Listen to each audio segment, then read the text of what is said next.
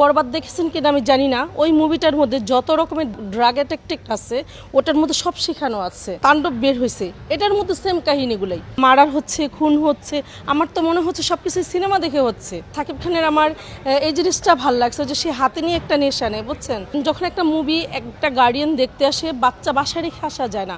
আর এই মুভিগুলো যতটুকু দেখলাম আপনার হিন্দি সিনেমা থেকে কিছু কিছু কেটে কেটে কেটে কেটে করা হচ্ছে, কিন্তু দুইটা বাচ্চা আছে, বুবলির একটা অপুর, তো ওনার বাচ্চারা কিন্তু ওনাকে দেখেই শিখবে। এত মারামারি, এত গোলাগুলি, এত নেশা কেন থাকবে? একেবারে প্রথম সিনারিটা শুরুই হয় একজন টিচারকে খুন করে। কেন? ক্লাসরুমে একটা মেয়েকে কিস করে, টিচারকে শাসন করতে পারবে না? তাহলে তো স্কিল দিয়ে ওই টিচারকেই খুন করবে। ভাই, টিচার যখন শাসন করতে গেছে বরবাদে, তখন সাকিব খান টিচারকে মেরে ফেলে।